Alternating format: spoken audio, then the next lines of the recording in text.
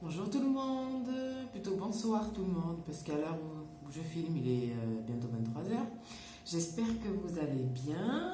Bienvenue dans la chaîne Navigaros pour les tout nouveaux abonnés. Moi c'est Aminata. J'espère que vous allez bien. Ça fait un moment que j'ai pas tourné. J'espère que, bon, pour ceux qui sont en France, j'espère que vous avez passé de bonnes, grandes vacances scolaires, qui pour ma part, je trouve, sont passées très rapidement. Je sais pas vous, hein, mais pour moi, le mois de mai-juin, c'est comme si c'était hier. Hein. Enfin bon, bref. J'espère que vous allez bien, la famille, les amis, les collègues, etc., etc. J'espère que vous avez bien profiter. Moi, ça va, on va dire que j'ai bien profité quand même. Et je fais cette vidéo parce que ça fait un moment que j'en ai pas fait. Et puis, j'ai envie de partager un passage que j'aime beaucoup dans la parole. C'est Romains 8, versets 35 à 38. Qu'est-ce qui pourra nous arracher à l'amour de Christ? La détresse ou l'angoisse? La persécution, la faim, la misère, le danger ou l'épée? Car il nous aime. Et pouf, car il nous arrive ce que dit l'Écriture. À cause de toi, nous sommes exposés à la mort à longueur de journée. On nous considère comme des moutons destinés à l'abattoir. Mais dans tout cela, nous sommes bien plus que vainqueurs par celui qui nous a aimés. Oui, j'en ai l'absolue certitude. Ni la mort, ni la vie, ni les anges, ni les dominations, ni le présent, ni l'avenir, ni les puissances, ni ce qui est en haut, ni ce qui est en bas, ni aucune autre créature. Rien ne pourra nous arracher à l'amour que Dieu nous a témoigné en Jésus-Christ, notre Sauveur et notre Seigneur. Amen. Moi, je sais pas, moi j'aime beaucoup, hein, je sais pas vous, mais moi j'aime beaucoup ce passage-là. Là, c'était les vacances d'été.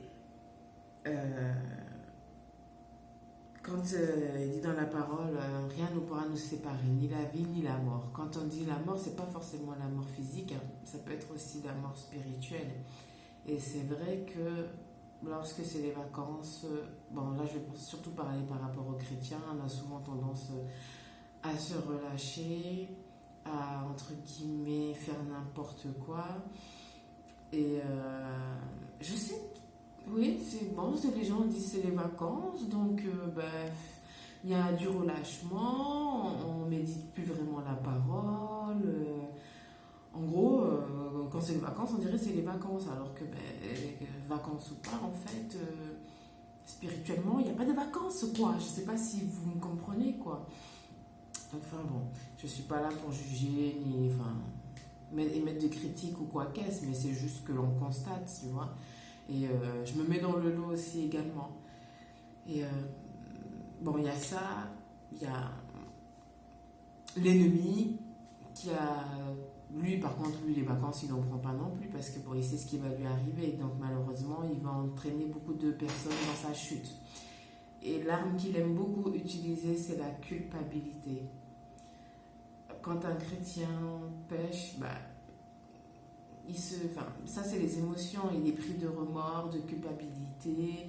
Il demande pardon, mais ça peut arriver que ils ne se sont pas pardonnés alors que Dieu sait qu'on n'est pas parfait.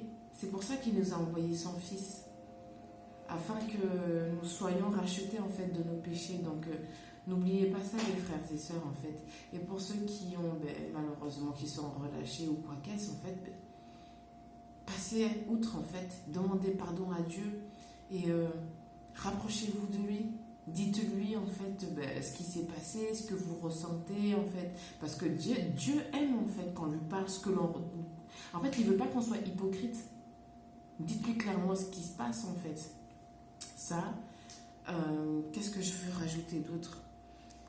Oui, il est amour. Bon, je vais faire une petite aparté parce que j'entends trop cette phrase-là. Dieu est amour, Dieu est amour, Dieu est amour. Dieu est saint, Dieu est juste aussi. Hein. Je le rappelle également. Je reviens de mon sujet. Dieu est amour. Il sait très bien qu'on a des combats, on a des épreuves, on a tous une histoire avant de l'avoir choisi en tant que Sauveur et Seigneur. ben, on a tous été dans le monde, on a tous péché, on a tous fait n'importe quoi, donc on devient chrétien, c'est superbe, on est sauvé, mais on a toujours des combats, on est toujours attaqué par l'ennemi, plus attaqué même par l'ennemi, parce qu'il veut faire en sorte qu'on leur revienne en fait, qu'on ravale ce qu'on en a vomi. Et vraiment, je bute depuis tout à l'heure, hein. J'espère vraiment que ça sera assez bien français, comme ça vous pouvez regarder la vidéo. Mais qu'est-ce que je disais? Oui, il veut vraiment qu'on revienne dans le monde et il aime lorsqu'en fait le chrétien pense que Dieu ne l'aime plus parce qu'il a fait ci, parce qu'il a fait ça. Mais en fait, l'amour de Dieu est inconditionnel. Donc, tu auras beau vouloir faire tout ce que tu veux, hein, vouloir faire la personne la plus sainte possible, tu peux pas en fait. C'est la grâce qui règne, mon frère, ma soeur. Donc, rentre-toi ça dans le crâne. Dieu t'aime malgré tout. Et même pour vous dire, les personnes qui sont dans le monde, Dieu les aime, c'est sans ses créatures. Je vais choquer un peu les personnes, les sorciers, les gens qui font de l'occultisme ou ces choses-là. Dieu les aime, ce sont ses créatures. En fait, ce qu'ils n'aiment pas, c'est ce qu'ils font, en fait. Donc, c'est pour ça que ce sont des personnes que nous devons absolument... si je peux dire, évangéliser ou leur présenter Christ afin qu'eux-mêmes soient sauvés et qu'ils sachent également que Dieu les aime et qu'il veut que ces personnes-là reviennent à lui. Parce que Dieu, enfin, si je peux dire ça comme ça, Dieu ressent les choses en fait. Dieu n'aime pas voir ses enfants égarés.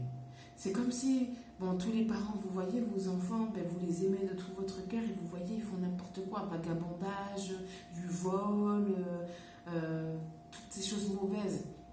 Ça fait mal, c'est énervant, ça rend en colère. Mais vous ne pouvez pas me dire que vous ne les aimez pas, c'est pas possible parce que ce sont vos enfants. Voilà, ben, Dieu c'est pareil en fait. Donc voilà, et comme il dit, ni ce qui est en haut, ni ce qui est en bas, ni les épreuves, ni la détresse, ni la peur, rien ne peut nous séparer de l'amour de Dieu. Donc je vous encourage vraiment à méditer sur ce passage-là. Je répète Romains 8, versets 35 à 38. À parler avec Dieu sincèrement de tout votre cœur, de revenir à lui pour ceux qui se sont un peu éloignés. Et toi, mon frère, ma soeur, qui ne connaît pas encore Christ, qui ne connaît pas encore Christ, je t'invite à le recevoir dans ta vie, dans ton cœur, à faire connaissance. Qu'est-ce qu'il veut que tu fasses pour lui? Il a des projets de bonheur et de paix. Je vais y arriver. Il a des projets de bonheur et de paix pour toi, mon frère, ma soeur. Tout ce qu'il veut, c'est que tu sois sauvé. Tout ce qu'il veut, c'est que tu le rejoignes. Tout ce qu'il veut, c'est que tu te sentes aimé, que tu te sentes plus seul dans la solitude, dans la peur, dans la détresse, dans la colère, que tu rejettes toute amertume qu'il peut y avoir. Parce que malheureusement, ici, ce monde est dirigé par, comment on dit, le prince. Et le prince, c'est le malin, le diable. Donc, voilà ce que je voulais dire dans cette vidéo.